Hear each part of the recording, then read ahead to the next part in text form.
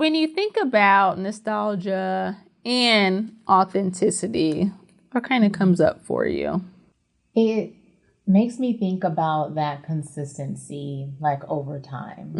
That when I'm nostalgic about something or thinking about positive or, just recollections of the past, it makes me think about my authentic self and how things that I did, things that I enjoyed, things that made me happy and feel good are similar to what they are now. And it makes me have confidence that like I'm being and living my authentic self, because I'm able to like think about, oh man, that's pretty similar to now. Or like even at the baseball game, when I'm thinking about like, I still get up and sing this song and enjoy it and let go of like, let all of my normal defenses down and like can sing in a crowd of thousands of people and don't really care. And that's me when I'm in my authentic bag. Yeah. Like nothing else even matters in that moment, it sounds like, right?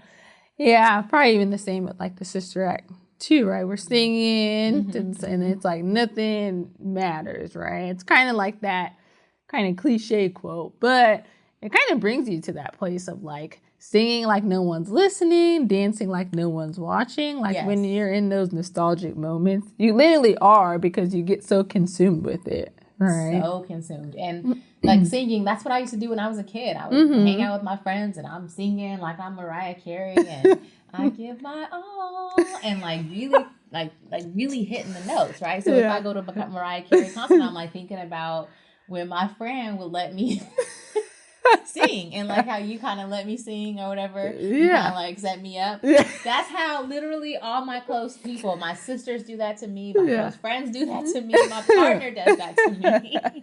So like there's this just connection to who I am. Yeah. You might get one more song in before we end. We'll see if we can get one more song out of her. That's about 2 or 3 so far.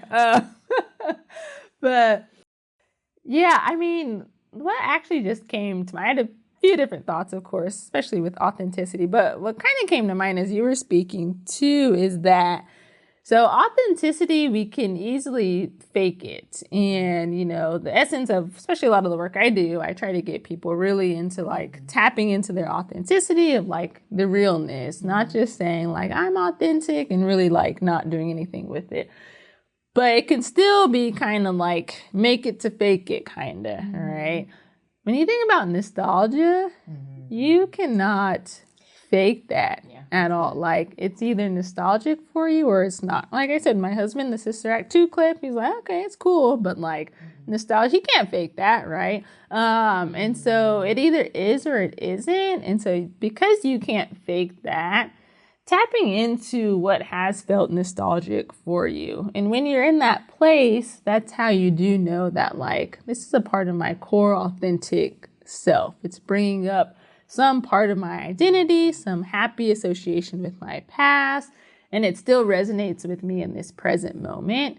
We can't fake that. And so knowing like that's that authentic self. Right? I love that. Yeah, to the core. And I like how you mentioned the defenses. Like I said, it's nice to see people at their most like vulnerable almost, even if it's in just laughter, like nothing else matters, just crying laughter.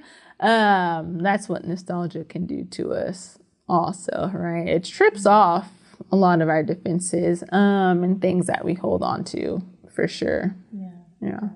I like that. Yeah. It's a good one. Any other thoughts with the authenticity? I think I had some other ones, but that one was really resonating with me. Yeah.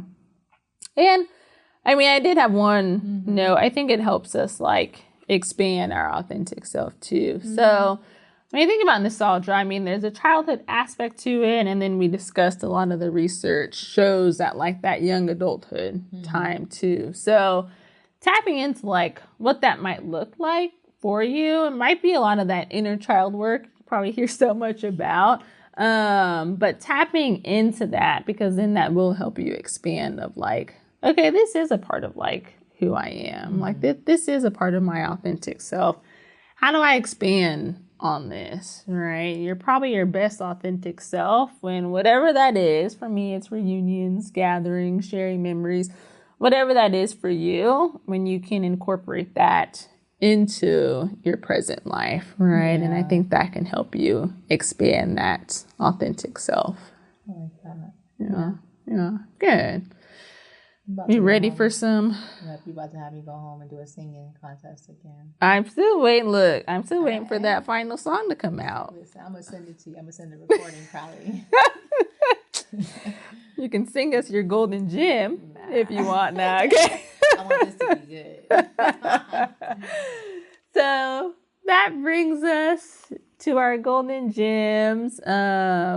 A lot to reflect on already. Really just asking yourself that question of like, what's nostalgic for me? Have you felt nostalgia recently?